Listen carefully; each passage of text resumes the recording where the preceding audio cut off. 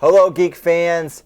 We are going to do a spoiler review of the Fantastic Four.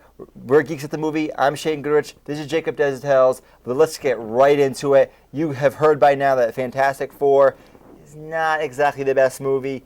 Jacob, let's start with you. What you saw the movie? Yes. I saw the movie. Let's just pull back. You got into the movie. You got into the theater. You're watching it from the beginning. You see the first 5-10 minutes. What do you think? What's going through your mind? I was pretty into the movie for at that point of the movie. I was like, this is good setup.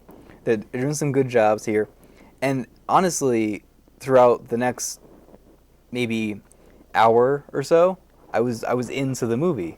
This wasn't as horrible as everyone is saying. I don't think a lot of people are saying this is worse than the original two, and for me that's not as bad as that's not how it is.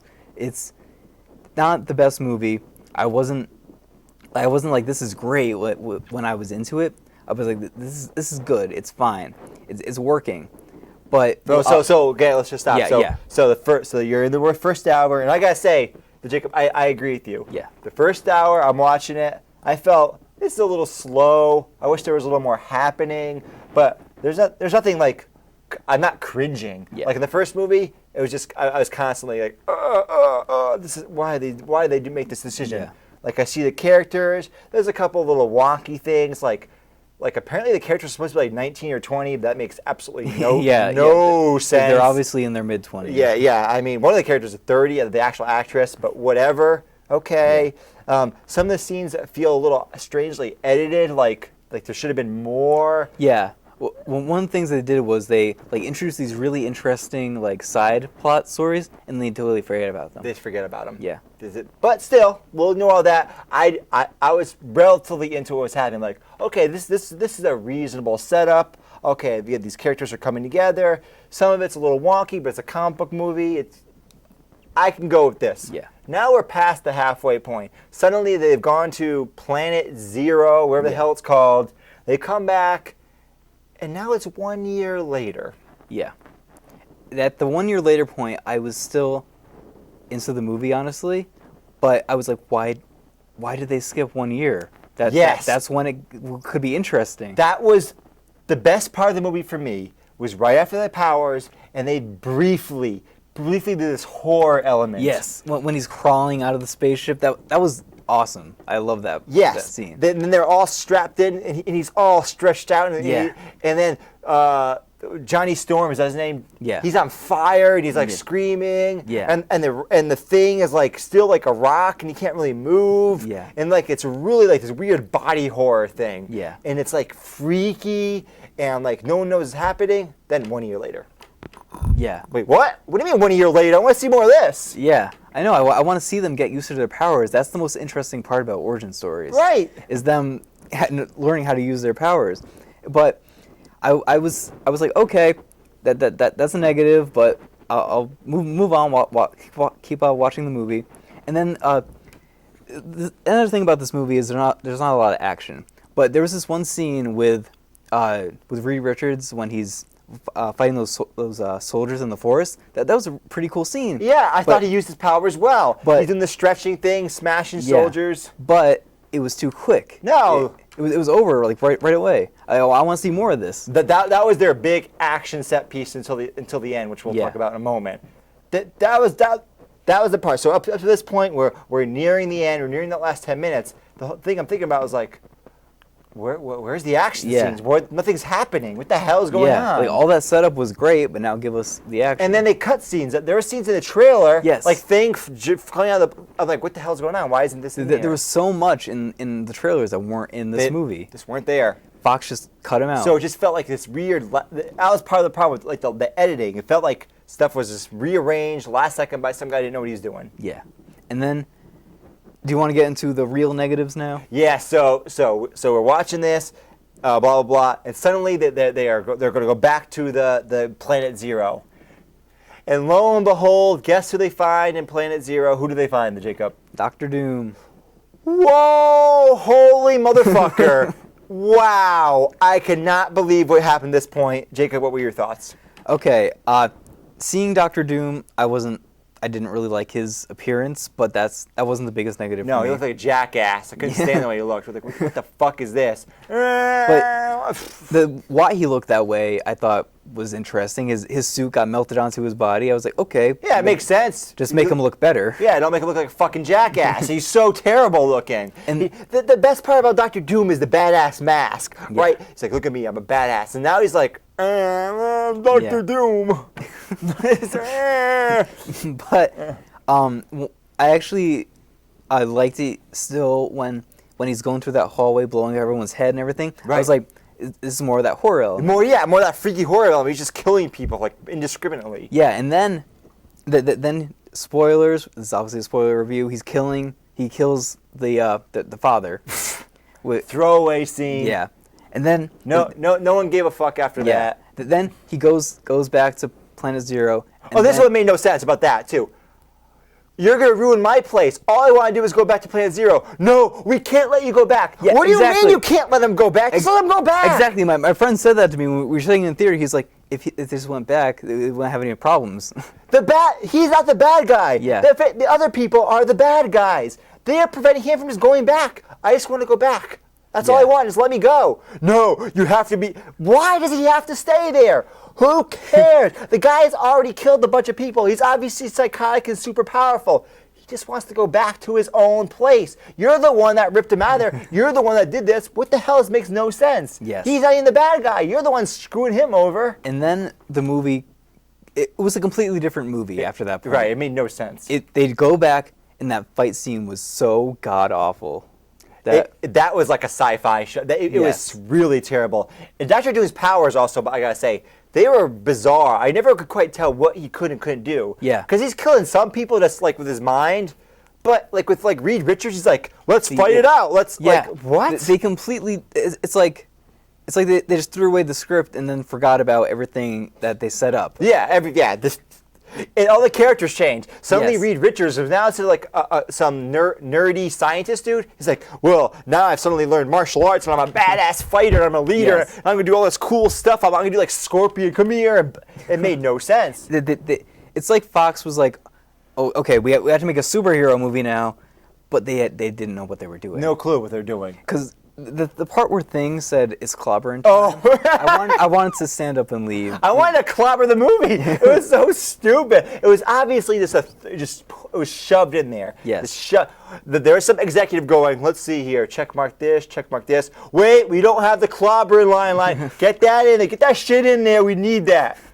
It's garbage. And the whole scene the whole fight scene was just bizarre. I couldn't really tell what's happening. The whole Planet Zero looked like garbage. Yeah. It's like someone took a picture like, I don't know, like the desert, and then like mess with the contrast and the brightness. It's like, ooh, look I can change the contrast, and now it's purple and green. It was so bad looking. Yes. I thought that was good. Yeah, I know. And then let's talk about the very end of the movie, which was possibly even worse than that fight scene. Which is astonishing. That was the best part when it ended. Yeah, yes.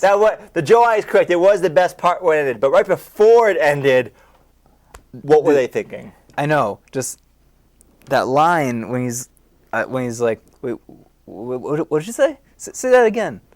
And then, okay, guys, I got the name. Want to hear it? Then. The best part, though, was the banter before that. I know. The entire time, they had no chemistry. Yeah. They didn't know each other, but suddenly at the end, they're joking around the thing. I'm like, wait, what are you talking? You guys don't even know each other. I know. Right? The brother and sister, like, they didn't grow up together. What are you talking about? They didn't even know each other. I think they do know each other, but we didn't get to see them because Right. of that 1 year. They don't. Yes. In the story, they know each other. Yeah. But from me knowing actual people and how people actually interact that know each other, they didn't know each other because that's not how actual people that know each other interact with each other. Yeah. Right? There was no it was just a bunch of strangers until that last scene where it's like, we're all buddy now, and now we're superheroes. Now we have this giant facility where we can play around with. Yeah. And then all the stupid lines that we try to come up with a name. Oh, and then they give the throwaway line about the dad. The one mention after the dad dies, which is one of the few characters we actually see any relationship with anybody. Was the dad? I forget the guy from House of Cards. Yeah. That dude was one of the few characters we actually saw like he had a relationship with some of the people there. He dies and no one cares. Yeah. It's so bizarre. It's like he dies and it's just forgotten. Yeah. And they give a throwaway line at the end. There's not a funeral scene. There's nothing. Of course, the funeral scene made the movie even more depressing, and it was just so stupid. And they killed Dr. Doom. I mean, yes, they could bring him back, but it was just so bad. This was the iconic character. We were talking before the movie came out on this show, and I'm like, are we going to get that Dr. Doom that has like his own moral code where he does things a certain way? We don't agree with it. No, we got this some moron who suddenly wants to destroy the world. Yeah. And the thing is, first of all, the destroying the world thing was just so bizarre and random. Yeah. But all he wanted to do is go back to his Planet Zero. I don't know why he'd ever want to go back there. And they wouldn't let him. Yeah. Why didn't they just let's let him go back? Who cares? Yeah. Let's let him go back. We can't let you go back. You go, Victor, we just can't do that. You got to stay here. Oh, yeah? Well, oh, it was so stupid. Why did he do that to Reed Richards? Why didn't he just use his brain frying power? I know, like, instead he, like, stretched him out so he couldn't move. And it's like, It was so stupid. That's what he does. He can stretch. It's not hurting him. I know. And the powers didn't make any sense. When Thing knocked out Reed Richards, it's like, how do you knock him out? He stretches and flexes. You can't, I know. He's not just, oh. But, yeah, there's so many problems with this movie, like behind-the-scenes problems. Yes. But Fox obviously overtook the movie at some Yeah. point and just threw out everything that Josh Trank had set up. And They must have. That's what it feels like. Yeah, I know. And there's been a lot of things, like, this was like kind of a stupid decision by him, but the director, Josh Trank, went to Twitter and said, "This is not the movie I made. The movie I made would have been better." But before the movie even came out, he said this, which is done by him, but...